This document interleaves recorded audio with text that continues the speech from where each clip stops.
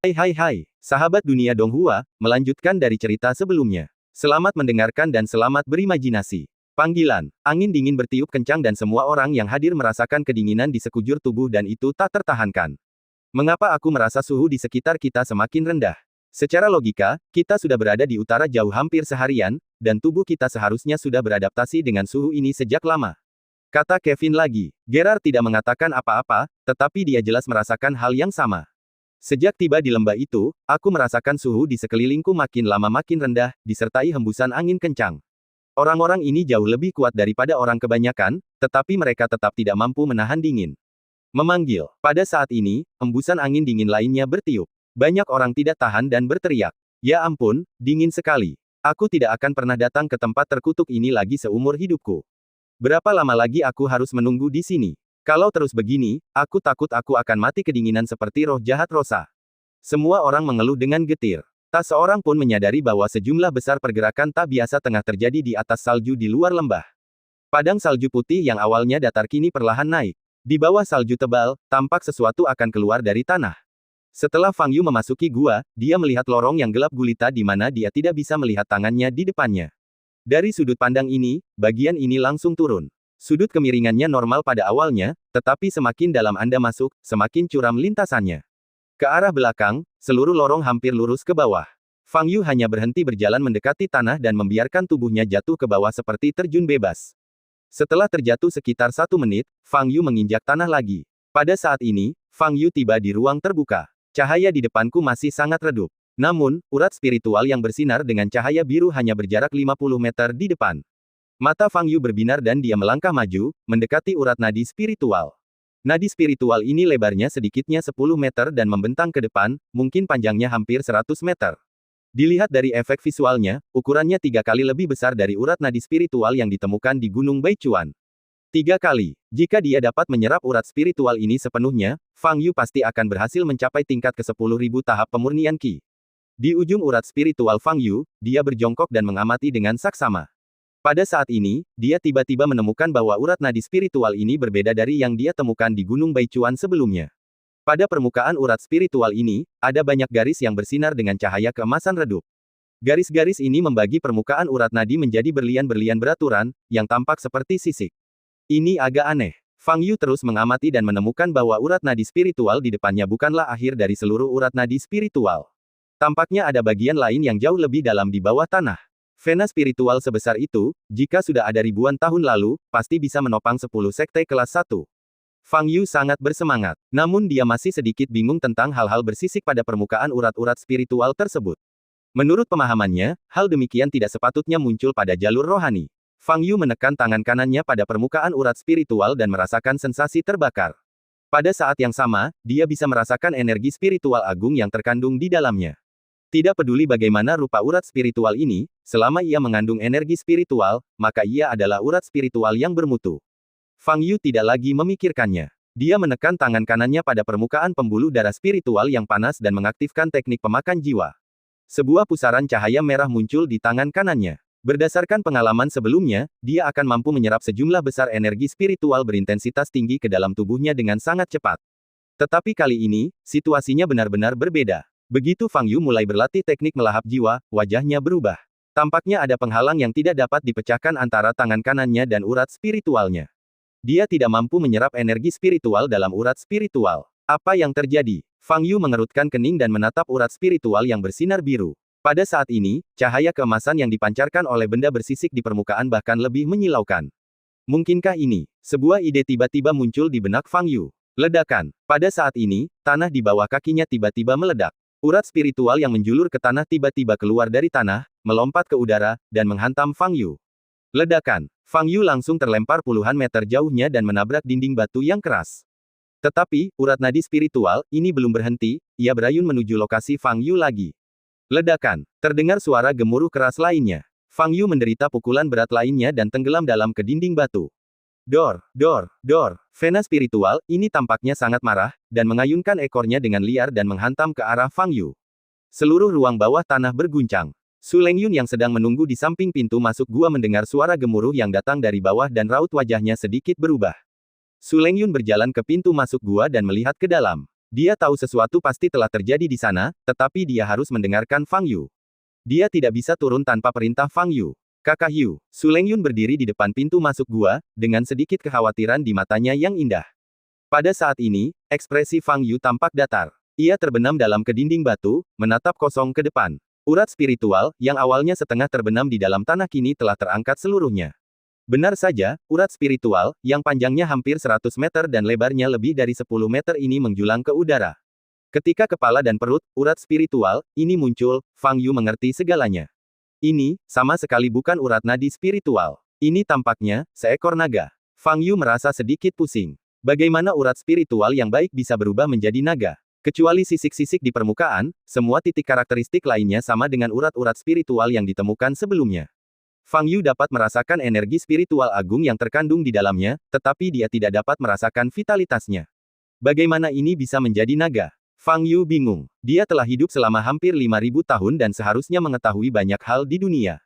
Tetapi Fang Yu kebetulan menemukan makhluk semacam ini yang telah punah puluhan ribu tahun yang lalu, dan pengetahuannya sama sekali kosong. Dia tidak tahu jenis naga apa ini, dia juga tidak tahu mengapa bentuknya mirip sekali dengan urat nadi spiritual. Mungkinkah setelah urat nadi spiritual ada dalam waktu yang lama, ia akan secara otomatis melahirkan makhluk hidup. Berubah menjadi naga. Ini terlalu konyol. Ini benar-benar bertentangan dengan pengetahuan yang telah dipelajari Fang Yu sebelumnya. Mengaum. Pada saat ini, naga dengan cahaya biru di sekujur tubuhnya menoleh, membuka mulutnya ke arah Fang Yu, dan mengeluarkan raungan yang memekakkan telinga. Kekuatan gelombang suara saja sudah cukup untuk menghancurkan batu yang keras. Fang Yu menatap makhluk di depannya, yang seluruh tubuhnya tampak bening dan bersinar dengan cahaya biru, dan matanya masih penuh dengan keraguan. Apa yang sedang terjadi? Pada saat ini, naga itu membuka mulutnya dan bola energi biru mengembun di mulutnya. Detik berikutnya, energi menyembur ke arah Fang Yu. Ledakan. Fang Yu sepenuhnya ditelan oleh sinar energi dan terlempar ke kedalaman yang lebih dalam. Energi spiritual berkekuatan tinggi yang terkandung dalam sinar energi ini cukup untuk menghancurkan gunung setinggi 1000 meter jika dilepaskan keluar. Naga ini masih terlihat marah. Fang Yu keluar dari dinding batu yang dalam, berdiri di tanah, dan melihat urat nadi spiritual yang menderu di luar. Untuk saat ini, aku panggil kamu Linglong, kata Fang Yu. Mengaum. Seolah menyadari bahwa Fang Yu belum mati, naga roh itu meraung lagi dan membuka mulutnya ke arah Fang Yu, ingin melancarkan serangan lain. Jika vitalitasmu padam, apakah kau akan menjadi urat roh yang sebenarnya? Fang Yu menatap naga roh di luar dan sedikit menyipitkan matanya. Ledakan. Fang Yu menendang kakinya dan bergegas menuju naga roh. Sepertinya sudah keluar. Di luar gua, sebuah sosok turun dari udara. Wajah Su Lengyun berubah dan dia segera berbalik dan melihat sosok yang jatuh dari langit. Setelah melihat penampilan pria aneh ini dengan jelas, wajah Su Lengyun berubah. Pria aneh itu melirik Su Lengyun, mengabaikannya, dan berjalan menuju pintu masuk gua. Asalkan naga itu meninggalkan sarangnya sebentar, aku bisa berhasil. Orang aneh itu hendak memasuki gua. Siapa kamu? Su Lengyun bertanya dengan ekspresi serius. Dia yakin bahwa orang aneh ini bukanlah salah satu kelompok orang kuat di daftar kegelapan. Aku, Shinto, nada bicara pria asing itu dingin. Meskipun seluruh wajahnya dibalut perban, orang bisa dengan jelas merasakan senyum arogan di wajahnya saat dia mengatakan ini. Setelah berkata demikian, lelaki aneh yang mengaku sebagai penganut Shinto itu hendak melangkah masuk ke dalam goa. Dilihat dari sudut pandang manapun, orang aneh ini bukanlah orang baik. Su Lengyun tidak bisa membiarkannya turun dan menghentikan Fang Yu. Su Lengyun mengulurkan tangan kanannya dan mengaktifkan cincin roh air. Dia mendesak kelembapan di udara, mencoba membekukan monster itu menjadi es. Tetapi pada saat ini, orang aneh itu tiba-tiba berbalik dan mengulurkan tangan kanannya ke arah Su Lengyun. Engah. Orang aneh itu baru saja melakukan gerakan ini, dan Su Lengyun tiba-tiba merasakan nyeri di dada tanpa peringatan apapun, menyemburkan darah, dan jatuh ke tanah. Pria aneh itu melirik Su Lengyun yang terjatuh ke tanah dan berjalan memasuki gua. Su Lengyun memegangi dadanya dan berusaha berdiri. Namun saat dia berdiri, dia memuntahkan darah dan terjatuh lagi. Serangan dari orang aneh itu menyebabkan dia menderita luka dalam yang parah. Pada saat ini, ki sejati di meridiannya luar biasa kacau dan sulit untuk terus mengalir. Ledakan. Fang Yu menghindari ayunan ekor naga di udara, melesat ke kepala naga, dan meninjunya dengan keras. Seluruh kepala naga roh itu jatuh dan menghantam tanah dengan keras disertai suara bagaikan guntur. Fang Yu bergerak lagi, menyerbu ke arah naga roh yang jatuh, dan meninjunya dengan keras lagi. Ledakan. Kepala naga roh itu terbenam dalam ke dalam tanah. Baru saja kau memanfaatkanku saat aku sedang linglung dan menyerangku terus-menerus. Sekarang aku akan membiarkanmu merasakan seperti apa rasanya. Senyum sinis muncul di wajah Fang Yu. Dia melompat dan kemudian menghentakkan kakinya dengan keras. Kakinya menginjak kepala naga roh, menimbulkan suara gemuruh lagi. Seluruh tubuh naga roh, yang seperti urat nadi roh, berputar-putar liar. Mengaum, kepala yang terbenam dalam ke tanah mengeluarkan suara gemuruh, tampaknya sangat marah. Ledakan, Fang Yu melayangkan pukulan lain, menghentikan auman naga roh itu. Setelah serangkaian serangan, Fang Yu menatap naga roh di depannya dengan keterkejutan di matanya. Ini seharusnya menjadi makhluk dengan tubuh terkeras dan terkuat yang pernah ditemuinya. Fang Yu menyerang terus-menerus, tetapi tidak bisa membuat tubuh seperti kristal itu retak sedikit pun. Kekuatan fisik semacam ini beberapa kali lebih kuat dari monster tingkat 9 yang pernah ditemui paus penelan langit. Mengaum, pada saat ini, naga roh itu meraung lagi dan mengepakkan tubuhnya. Tidak apa-apa, aku akan menghajarmu dulu. Aku ingin melihat seberapa kuat kamu menahan pukulan. Fang Yu mengepalkan tinjunya dan menghantam keras kepala naga yang bersinar biru di bawah kakinya. Ledakan. Sinto yang terjatuh mendengar suara-suara yang datang dari bawah dan sedikit menyipitkan matanya. Dalam hatinya ia berharap agar orang yang membobol sarang itu dapat bertahan sedikit lebih lama, jika makhluk itu kembali ke posisi semula, akan sulit baginya untuk mengambil tindakan. Akan tetapi suara gemuruh yang datang dari bawah membuatnya semakin gelisah. Kekuatan dan keperkasaan makhluk itu adalah yang terhebat yang pernah dilihatnya seumur hidupnya. Dia telah membuat makhluk ini marah dan hampir terbunuh. Pada akhirnya, dia hanya bisa menggunakan kekuatan asal-usul para dewa untuk melarikan diri. Jelaslah bahwa makhluk ini bukanlah sesuatu yang dapat dilawan oleh manusia. Siapapun yang membobol sarang itu akan kesulitan bertahan hidup dari serangan sebesar ini. Mengapa hanya ada satu orang? Sinto masih penuh keraguan. Dia sengaja membocorkan berita tersebut di sini, sehingga menarik banyak pencari keuntungan dari barat. Ia mengira sedikitnya puluhan orang akan memasuki gua itu pada saat yang bersamaan. Dengan cara ini, dibutuhkan waktu tertentu bagi makhluk itu untuk membunuh semua orang. Tapi sekarang aku sendirian. Untuk membunuh seseorang, makhluk itu tidak perlu menghabiskan banyak tenaga atau waktu sama sekali. Kita harus mempercepatnya. Kalau tidak, akan sulit menemukan kesempatan seperti itu lagi. Sinto membalikkan badannya dan menyelam. Ledakan. Begitu naga roh itu mengangkat kepalanya dari bawah tanah, wajahnya ditendang oleh Fang Yu. Kekuatan besar ini menyebabkan tubuh naga besarnya melayang jauh. Namun saat terjatuh, ekor naga roh itu berayun dari belakang Fang Yu dengan kecepatan yang luar biasa cepat. Ledakan. Fang Yu dipukul keras dan jatuh ke tanah. Dipukuli dan mampu melancarkan serangan diam-diam pada saat yang sama. Otak yang bagus. Fang Yu yang terjatuh dengan kecepatan tinggi, tiba-tiba membalikkan badannya, mendarat di atas kedua kakinya, lalu langsung menekuk lutut dan menendang dengan keras. Ledakan. Seluruh tanah retak akibat langkah kaki Fang Yu. Dalam sekejap, Fang Yu terlempar seperti bola meriam. Naga roh itu membuka mulutnya dan bola energi mengembun di dalam mulutnya. Tetapi sebelum sempat menyemprot, Fang Yu sudah tiba di depan naga roh itu. Semoga kamu bisa merasakan sakit. Tinju kanan Fang Yu bersinar dengan cahaya keemasan dan menghantam rahang atas mulut Linglong. Ledakan. Bola energi yang terkondensasi di mulut naga langsung meledak. Sejumlah besar kekuatan menyebar. Seluruh ruang bawah tanah bergetar hebat, dan puing-puing berjatuhan. Fang Yu melesat ke ekor naga roh, meraih ujung terkecilnya dengan kedua tangan, dan mengayunkannya ke belakang. Naga spiritual, seberat gunung, dilemparkan ke udara oleh Fang Yu. Dor, dor, dor. Fang Yu mencengkeram ekor naga roh dan membantingnya ke tanah berulang kali.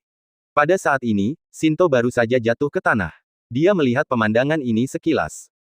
Sinto benar-benar tercengang. Dia pikir dia salah lihat. Makhluk yang sangat menakutkan baginya malah ditangkap dan dipukuli seperti mainan. Bagaimana ini mungkin? Sinto merasa ngeri dan mendongak ke arah sosok di udara yang mencengkeram ekor naga.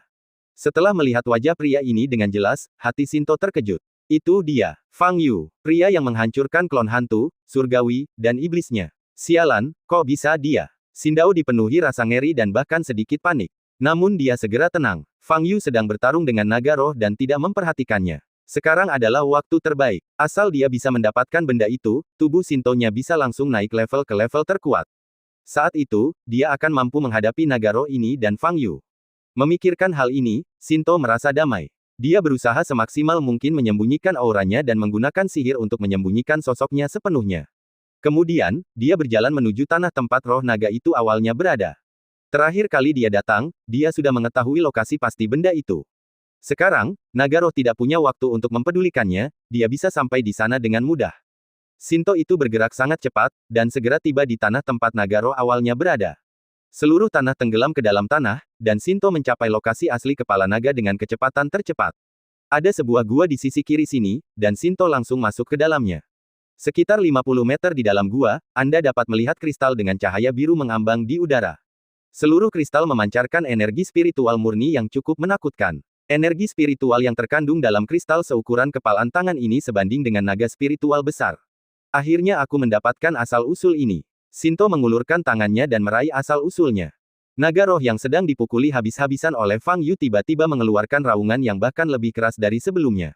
Ia mengayunkan ekornya dengan keras, melempar Fang Yu, dan kemudian bergegas turun ke tempat asalnya. Fang Yu memandang posisi itu dengan ekspresi bingung di wajahnya. Kemudian, dia juga merasakan ada sesuatu yang salah. Ketika indera spiritualnya dilepaskan, Fang Yu melihat Shinto, terbungkus perban, berdiri di pintu masuk gua, dan asal-muasal dipegang di tangannya. Ini, merasakan energi spiritual murni yang terpancar dari asal ini, mata Fang Yu sedikit berubah. Dia tidak dapat menyerap energi spiritual dalam tubuh naga roh, tetapi dia dapat menyerap asal-usul ini, benar kan? Suara mendesing. Fang Yu bergerak dan bergegas menuju lokasi ini juga. Saat ini, di dalam pintu masuk gua, Shinto memegang kristal, menyatukan kedua telapak tangannya, dan melafalkan rumus yang amat samar. Teknik menelan surga. Sebuah pusaran bengkok transparan muncul di depan hati Shinto. Shinto menempatkan asal-muasal di depan pusaran di dadanya. Memanggil. Seluruh asal-usulnya tersedot ke dalamnya. Seluruh tubuh Shinto bergetar, lalu dia membuka tangannya dan berteriak ke langit, "Ah!" Ledakan. Cahaya biru yang menyilaukan keluar dari matanya dan sebagian tubuhnya. Segala sesuatu di sekitarnya hancur karena kekuatan dahsyat itu. Bahkan naga roh yang sedang menyerbu dengan cepat pun terhempas mundur oleh kekuatan ini. Fang Yu berhenti di udara, menatap sosok yang diselimuti cahaya biru di bawah, dan sedikit mengernyit. Hahaha, Shinto tertawa terbahak-bahak yang berlangsung lama. Itu benar-benar dapat menutupi kekurangan tubuh Shinto asliku. Itu benar, aku tidak salah. Cahaya biru perlahan memudar. Namun aura yang terpancar dari Shinto sudah cukup mengerikan. Kerikil di sekitar tubuhnya melayang karena energi yang sangat besar dan kemudian pecah menjadi bubuk. Shinto tertawa lama sebelum berhenti. Dia mengangkat kepalanya, menatap Fang Yu, menyeringai dan berkata, "Fang Yu, kamu harus membalasku karena telah menghancurkan ketiga klonku." Tepat saat dia selesai berbicara, naga roh di sampingnya mengayunkan ekornya dan tiba-tiba menyapu ke arah jalan suci. Ledakan. Shinto menderita pukulan berat dan dia terjatuh ke samping bagaikan layang-layang yang talinya putus. Ledakan. Shinto terjatuh dengan keras ke tanah dan terseret mundur lebih dari 10 meter sebelum ia bisa menenangkan diri. Raungan. Naga roh itu membuka mulutnya lebar-lebar ke arah Shinto dan mengeluarkan raungan yang sangat marah. Shinto berdiri di tempatnya, seluruh tubuhnya diselimuti cahaya biru yang meluap. Seperti yang diharapkan dari roh penjaga tingkat ini, kekuatannya memang kuat. Tubuh Shinto perlahan terbang ke udara. Sayangnya, kamu bukan lagi ancaman bagiku. Pada saat ini, dia hanya merasakan ada energi spiritual yang tak ada habisnya di seluruh tubuhnya, dan setiap inci daging dan darah melonjak dan mendidih. Ledakan. Seberkas energi menyembur keluar dari mulut sang naga. Memakan jiwa. Shinto menyatukan tangannya dan membuat segel, dan cahaya biru di depannya mengembun menjadi perisai cahaya seperti cermin. Sinar energi yang dikeluarkan naga roh mengenai perisai cahaya tanpa mengeluarkan suara apapun. Rasanya seperti tersedot ke dalamnya. Sudut mulut Shinto sedikit melengkung ke atas, lalu dia mengucapkan dua kata, "Anti-roh." Semburan energi menyembur keluar dari perisai cahaya yang bagaikan cermin. Itu adalah energi cahaya biru yang dipancarkan oleh naga roh. Ledakan. Tubuhnya yang besar tidak cukup kuat untuk menahan sang naga roh agar dapat menghindar dengan lincah, dan langsung terkena pancaran sinar energi, menimbulkan suara keras dan terlempar keluar.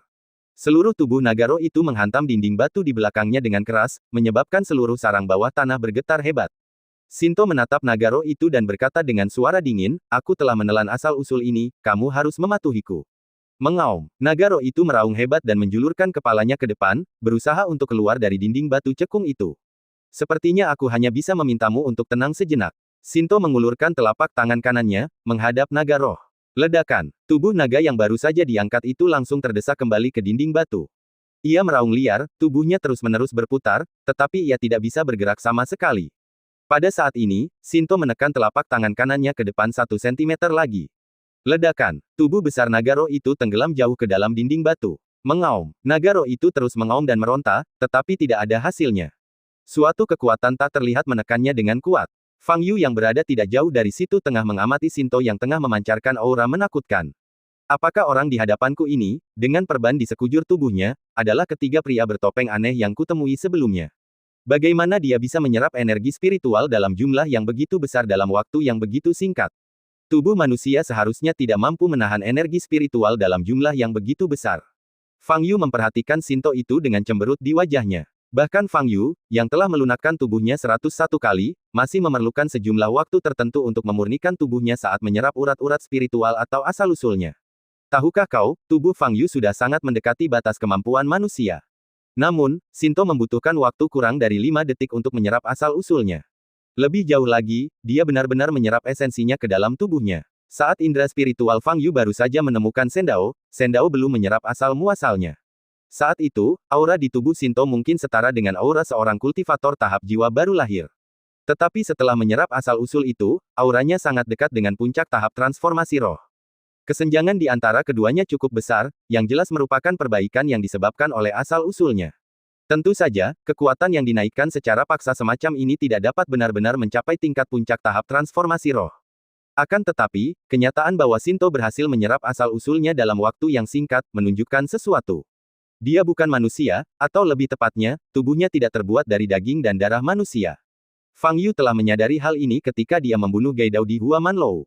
Menciptakan tubuh yang dapat menampung sejumlah besar energi spiritual sudah merupakan pencapaian yang menakjubkan. Tubuh manusia terbuat dari apa? Fang Yu bingung. Ledakan. Sinto masih menekan naga roh.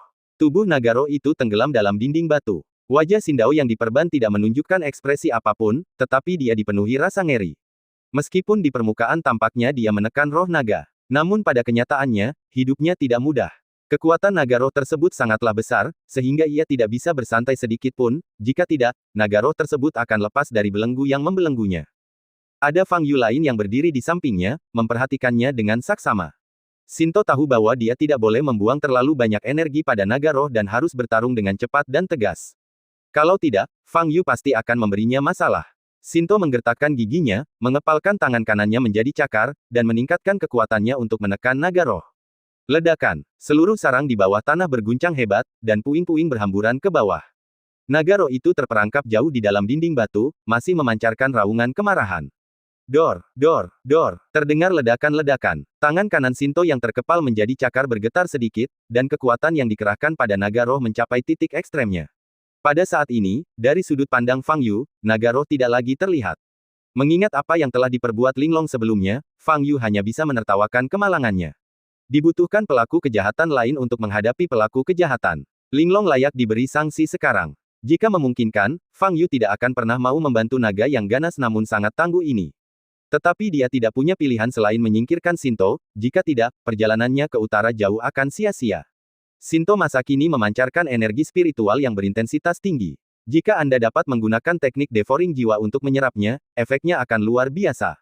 Namun, Fang Yu tidak terburu-buru. Dia tahu betul seberapa kuat tubuh roh naga itu. Bahkan dia merasa sulit untuk menimbulkan kerusakan berarti pada naga roh, apalagi dengan cara ilahi yang hanya mengandalkan energi spiritual. Dia bisa melihat bahwa Sinto sedang berjuang. Jika Sinto tidak menyerap asal-muasalnya dan dengan demikian memiliki energi spiritual yang tak terbatas, ia pasti sudah runtuh sejak lama. Jika Sinto terus-menerus menemui jalan buntu dengan Linglong, dialah satu-satunya yang akan melemah. Fang Yu hanya bisa menonton pertunjukan itu dengan tenang di samping. Jika Sinto gagal menyadari hal ini, Fang Yu akan dapat mengalahkannya tanpa usaha apapun. Pada saat ini, Sinto sudah agak terguncang. Sesuai dugaannya, seluruh tubuh naga roh itu akan hancur total saat ini. Namun faktanya, meskipun ia menggunakan teknik Sinto secara maksimal, ia tetap tidak dapat mencekik roh penjaga ini. Vitalitas dan kekuatan makhluk ini jauh melampaui imajinasi Sinto. Bagaimana ini mungkin? Sekarang setelah aku melengkapi cacat pada tubuh ini, alamku hampir mencapai tahap spiritualisasi. Aku tidak bisa melakukan apapun pada roh penjaga. Sinto terkejut. Pada saat ini, Sendao menoleh untuk melihat Fang Yu dan melihat senyum main-main di wajah Fang Yu. Itu seperti baskom berisi air dingin yang dituangkan ke kepala Anda. Jantung Sindao berdebar kencang dan dia menjadi sangat tenang. Dia menyadari bahwa setelah memperoleh kekuatan sebesar itu dalam waktu singkat, mentalitasnya sedikit mengambang. Fokus saat ini seharusnya adalah Fang Yu. Adapun roh penjaga ini, tidak perlu bertarung dengannya. Setelah tenang, Sinto segera menarik tangan kanannya dan mengangkat mantra yang telah diucapkannya kepada naga roh. Mengaum. Tiba-tiba dari dinding batu itu terdengar auman seekor naga roh yang telah kehilangan kendali. Sinto tidak lagi peduli pada Linglong, tetapi berbalik menghadap Fang Yu.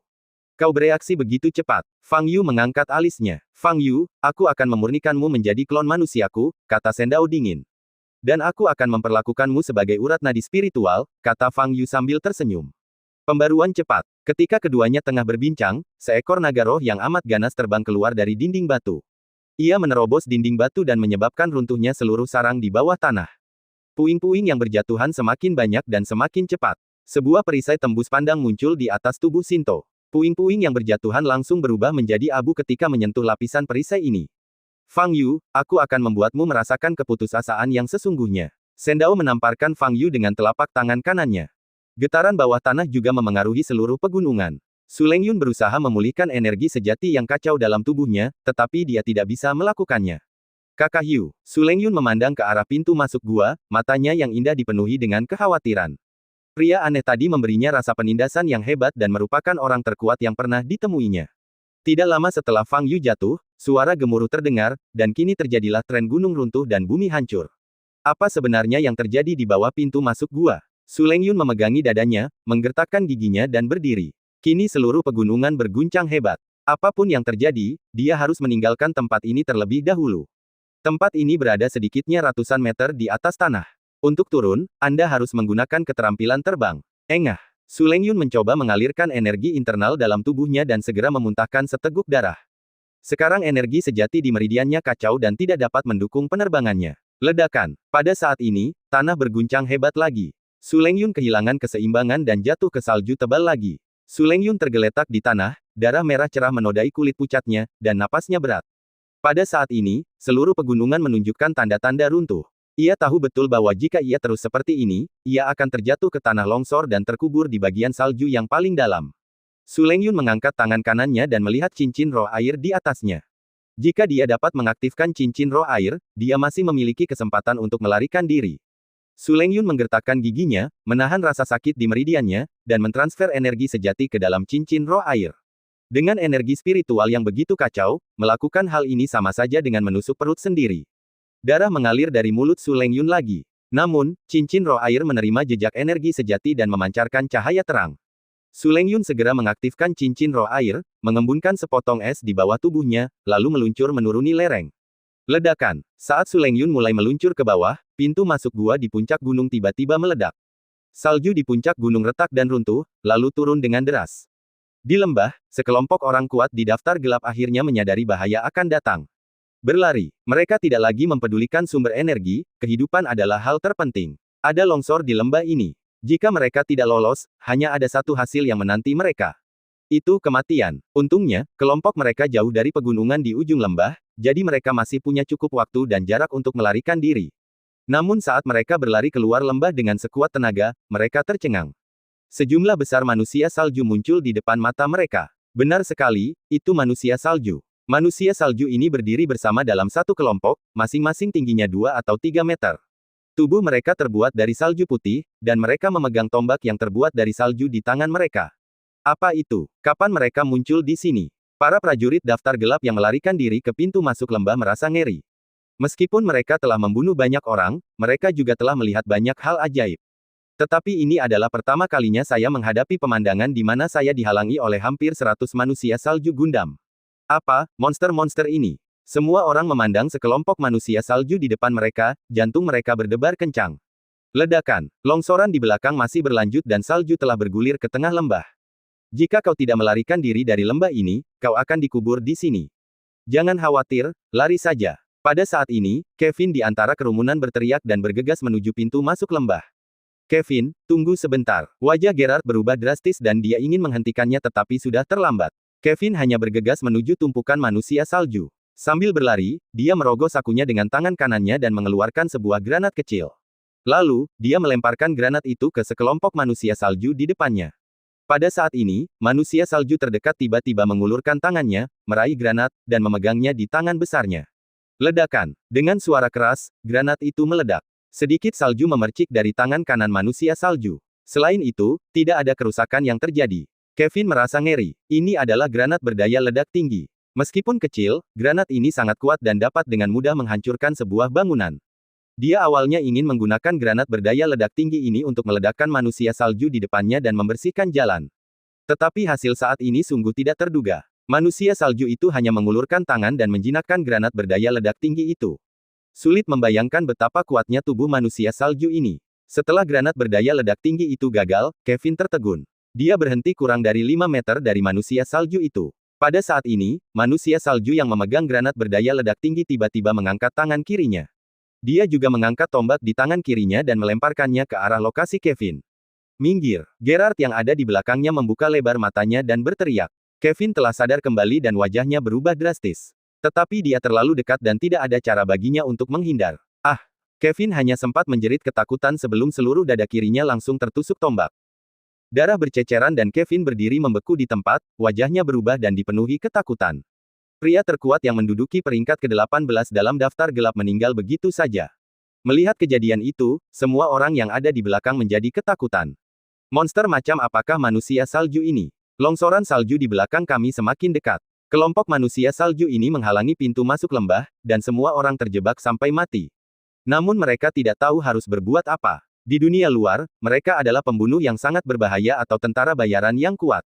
Tetapi di daerah bersalju ini, menghadapi tanah longsor yang begitu besar dan manusia salju supernatural di depan mereka, mereka tidak berbeda dari orang-orang biasa.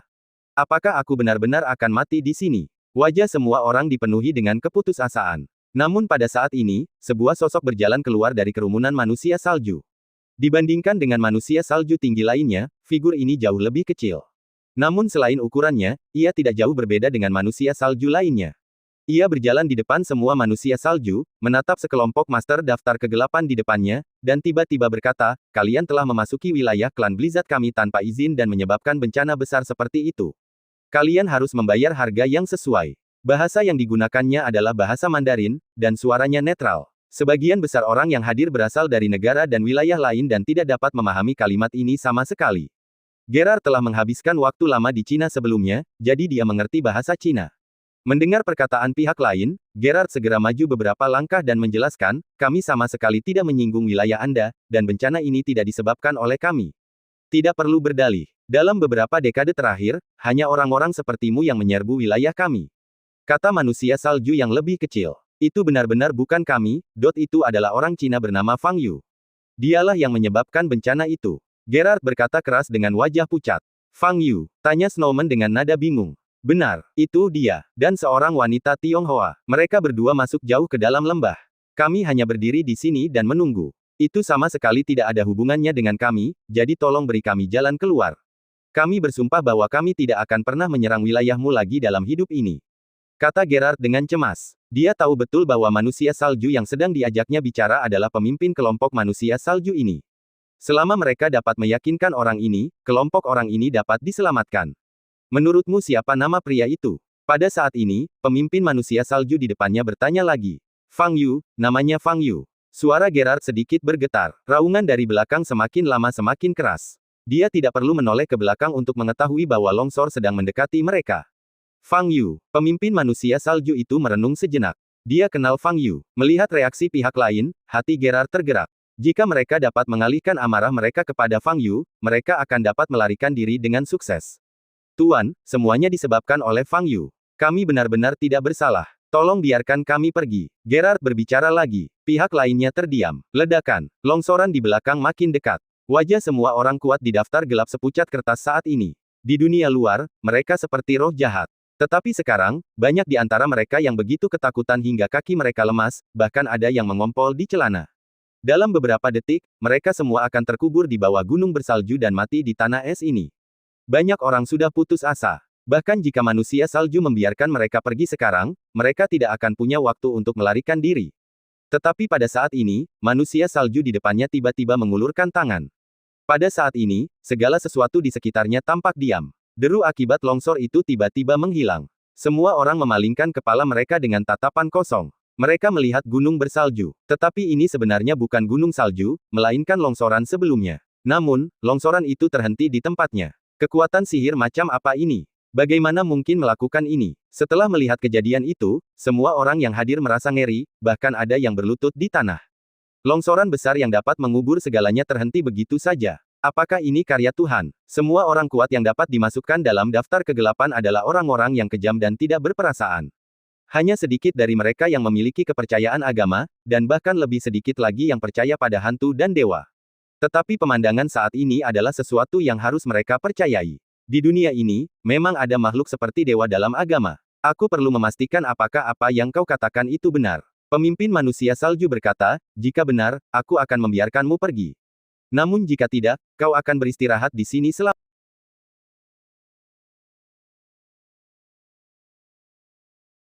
Seorang pun berani berbicara. Di mata mereka, manusia salju yang lebih kecil di depan mereka seperti dewa. Saat menghadap para dewa, manusia memiliki hak untuk berlutut dan menyembah mereka. Pemimpin manusia salju tiba-tiba mengangkat kepalanya dan melihat longsoran salju di lembah yang telah dihentikannya. Dia mengulurkan tangan kanannya lagi. Di puncak longsoran salju, kolom salju tiba-tiba melonjak ke atas, membawa sesosok tubuh di depan pemimpin manusia salju.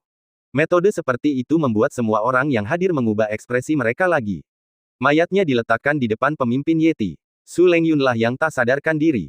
Dia menggunakan cincin roh airnya untuk mengembun menjadi es dan meluncur turun, tetapi dia masih tidak punya waktu untuk lolos dari longsoran salju. Namun untunglah dia tidak terkubur di salju, melainkan tetap berada di permukaan longsoran salju, meluncur ke depan mengikuti arah longsoran salju. Tuan, orang ini adalah teman Fang Yu. Dia adalah wanita yang saya sebutkan sebelumnya. Dia dan Fang Yu yang menyebabkan longsor. Gerard langsung berkata ketika dia melihat Su Lengyun. Apakah dia teman Fang Yu? Pemimpin manusia salju itu menundukkan kepalanya dan menatap Su Lengyun yang pingsan. Kepalanya terbuat dari salju putih, tidak memiliki fitur wajah dan ekspresi yang jelas.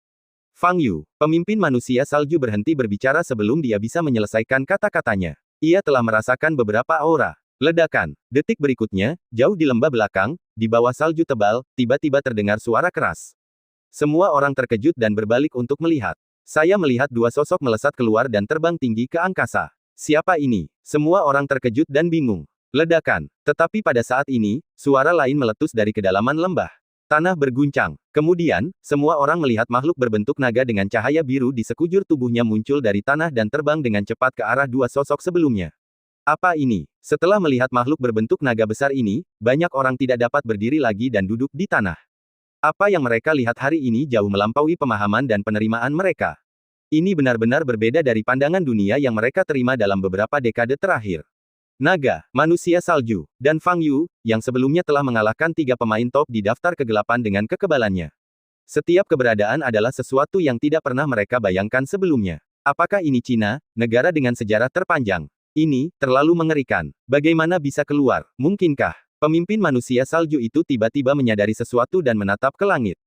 Di udara, sosok Fang Yu bagaikan guntur, kembali menyerbu menuju jalan suci. Saat ini, Sinto telah kehilangan lengan kirinya, dan banyak bagian tubuhnya tertusuk. Menghadapi Fang Yu yang menyerbu ke arahnya lagi, Shen Dao tidak lagi memiliki kepercayaan diri seperti sebelumnya.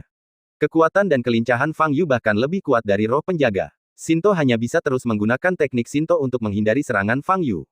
Namun masalahnya, roh penjaga juga menyerangnya dengan ganas. Sinto tidak bisa melawan 2 orang sendirian. Akan sulit menghadapi salah satu dari kedua lawan ini, apalagi 2 di antaranya. Dia hanya bisa melarikan diri. Tetapi cukup sulit baginya untuk melarikan diri. Dia berhasil melepaskan diri dari roh penjaga yang besar itu, tetapi dia tidak dapat melepaskan diri dari Fang Yu. Kecepatan Fang Yu terlalu cepat. Inilah mengapa dia sangat malu. Saat melarikan diri, lengan kirinya dirobek oleh Fang Yu. Tubuhnya juga tertusuk oleh pukulan Fang Yu. Jika dia tidak menelan asal-muasal itu, dia akan kehilangan kemampuan untuk melawan sekarang. Jangan lari. Aku bilang aku akan membuatmu menjadi pembuluh darah spiritual. Fang Yu muncul di depan Sinto dan meninju kepala Sinto. Sinto merasa ngeri, menggertakkan giginya, dan menangkupkan kedua tangannya. Ledakan. Sebuah perisai transparan terbentang keluar. Trik ini tidak mempan padaku. Fang Yu tersenyum bercanda, mengepalkan tangan kanannya, dan seberkas cahaya keemasan menyambar. Tinju itu langsung menembus perisai dan menghantam wajah Sindao yang diperban dengan keras. Ledakan. Kepala Sinto tidak meledak, namun menjadi rata dan tubuhnya terlempar mundur tak terkendali. Fang Yu melesat dan mengikuti, menangkupkan tinjunya, dan menghantam dengan keras. Ledakan. Sosok Sinto jatuh dengan cepat dan menghantam tanah, menimbulkan suara keras. Fang Yu menatap tanah yang tenggelam dan bersiap untuk menyelam. Tetapi pada saat ini, seekor naga roh tiba-tiba muncul dan menyerbu ke hadapan Fang Yu. Mengaum. Dalam perjalanan menuju jalan suci, sang naga roh membuka mulutnya dan meraung keras. Kencan santai hanya dengan sekali klik. Daftar dan mulailah bertemu wanita di daerah Anda hari ini. Pada saat yang sama, bola energi dengan kekuatan yang sangat mengerikan mengembun dari mulutnya. Melihat pemandangan ini, wajah Fang Yu berubah. Dengan pukulan ini, Sinto mungkin akan langsung dimusnahkan. Dengan cara ini, dia tidak akan bisa menyerap energi spiritual dalam tubuh Sinto. Ledakan. Pada saat ini, bola energi di mulut naga roh telah meledak. Tanah dalam radius beberapa kilometer mulai berguncang. Cahaya memercik dan kerikil tertiup. Bagaikan ledakan nuklir, sebuah lubang besar berbentuk giroskop meledak di tanah tempat kuil itu berada. Mengaum. Pada saat ini, sang naga roh masih berlari menuju lubang besar, mengayunkan ekornya liar ke arah tanah, seolah-olah melampiaskan amarahnya. Fang Yu berdiri di udara, menyaksikan naga roh itu mengaum dan mengayunkan ekornya untuk menghantam tanah berulang kali. Pada saat ini, aura Shinto telah menghilang sepenuhnya. Sekarang, jangankan menyerap energi spiritual Shinto, aku takut tubuhnya pun tidak dapat ditemukan. Fang Yu menghela napas berat, agak menyesali pilihan pukulan terakhirnya. Jika Shinto tidak dihancurkan, Linglong tidak akan menyerang Shinto di hadapannya. Sial, Mas Hiro ada di sini. Fang Yu menggaruk kepalanya dengan jengkel. Baru pada saat itulah dia menyadari sekelompok manusia salju berdiri di depan pintu masuk lembah, begitu pula dengan apa yang disebut sebagai pusat kekuatan daftar gelap. Pada saat inilah Fang Yu menyadari gunung-gunung di kedalaman lembah telah runtuh. Su Lengyun. Mata Fang Yu berubah sedikit, dan dia segera melepaskan indera spiritualnya. Tak lama kemudian, dia mendapati Su Lengyun terbaring tak sadarkan diri di depan pemimpin manusia salju. Merasakan napas Su Lengyun yang lemah dan tidak teratur, Fang Yu mengerutkan kening dan segera bergegas menuju pintu masuk lembah. Fang Yu mendarat di samping Su Lengyun, mengabaikan orang-orang di sekitarnya, dan berjongkok untuk memeriksa kondisi Su Lengyun. Pada saat ini, wajah Su Lengyun sepucat kertas, dengan sedikit darah di sudut mulutnya, dan matanya tertutup rapat. Suhu sekitar sangat rendah, dan situasi Su Lengyun tidak optimis. Fang Yu segera mengulurkan tangan dan meletakkan tangannya di dahi Su Lengyun untuk memeriksa kondisi fisiknya. Segera, Fang Yu menemukan energi sejati yang sangat kacau di meridian Su Lengyun. Fang Yu memaksakan ki sejatinya ke dalam Su Lengyun, memilah ki sejati dalam meridian Su Lengyun dan mengembalikannya ke keadaan normal. Kemudian, dia memperbaiki luka di dada Su Lengyun. Biarkan aku melihat siapa yang menyakitimu. Kesadaran spiritual Fang Yu merasuki jiwa Su Lengyun. Tak lama kemudian, dia melihat sosok Shinto. Terlalu mudah baginya untuk mati. Fang Yu menarik kembali kesadarannya, cahaya dingin bersinar di matanya. Fang Yu. Pada saat ini, pemimpin manusia salju yang selama ini diam, tiba-tiba berbicara. Gerard kembali sadar dan berteriak, "Tuan, itu dia. Orang ini adalah Fang Yu. Dialah yang menyebabkan longsor. Anda harus menghukumnya sekarang." Fang Yu berdiri, menatap sekelompok manusia salju di depannya, sedikit mengernyit, dan berkata, "Suku badai salju. Tuan, itu dia. Dia Fang Yu." Gerard masih berteriak, takut kalau pemimpin manusia salju itu tidak menyadarinya. Ledakan. Namun detik berikutnya, salju di bawah kaki Gerard tiba-tiba runtuh dan membuat Gerard pingsan. Gerard terbang hingga ketinggian lebih dari 10 meter, berteriak, lalu jatuh dengan keras ke tanah dengan suara dentuman pelan, dan kehilangan seluruh gerakannya. "Fang Yu, itu kamu." Pemimpin manusia salju itu menatap lurus ke arah Fang Yu dan berkata. Fang Yu melihatnya, mengerutkan kening, dan bertanya, "Siapa kamu? Apakah kamu tidak mengenaliku?" Nada bicara pemimpin manusia salju itu tiba-tiba berubah dingin. "Kalian semua orang Blizzard terlihat sama saja, bagaimana aku bisa tahu siapa kalian?" Fang Yu mengangkat alisnya dan bertanya balik. Pemimpin manusia salju itu menundukkan kepalanya sedikit dan terdiam beberapa saat. Kemudian, ia mengangkat kepalanya lagi, dan salju putih di tubuhnya tiba-tiba mulai menyusut. Tubuhnya awalnya sangat bengkak, namun perlahan kembali ke bentuk manusia normal. Setelah belasan detik, manusia salju asli telah berubah menjadi seorang gadis mungil. Gadis itu mengenakan jubah putih, kulitnya begitu putih berkilau, dan rambut serta matanya juga putih. Hanya dari wajahnya yang halus dan bibirnya yang merah merona, orang bisa tahu bahwa dia seorang gadis. "Sekarang, kamu pasti mengenaliku, kan?" Gadis itu menatap Fang Yu, berkedip, dan bertanya dengan lembut. Fang Yu menatap gadis itu lekat-lekat, dengan pandangan mengenang di matanya. Gadis putri salju menggigit bibirnya ringan dan menatap Fang Yu dengan gugup. Maaf, aku masih belum bisa mengenalimu," kata Fang Yu. Ekspresi putri salju membeku. "Mengapa kau tidak memberitahuku namamu, aku?" Ledakan. Sebelum Fang Yu bisa menyelesaikan kata-katanya, gadis putri salju di depannya tiba-tiba menendang perutnya. Meskipun gadis itu mungil, dia sangat kuat. Fang Yu ditendang lebih dari 10 meter sebelum dia bisa berdiri tegak. "Aku ingat kalian orang Blizzard sangat sopan, bagaimana mungkin?" Fang Yu hendak berbicara. Ledakan. Pada saat ini, tiba-tiba terdengar ledakan dari belakang. Wajah Fang Yu berubah sedikit dan dia memalingkan kepalanya. Naga roh yang melampiaskan amarahnya di dalam lubang raksasa itu mengeluarkan raungan yang mengerikan, seakan-akan terkena pukulan keras, lalu terbang keluar. Aura yang amat mengerikan terpancar dari lubang besar itu. Dan, cerita pun berakhir, nantikan cerita selanjutnya. Terima kasih telah mendengarkan.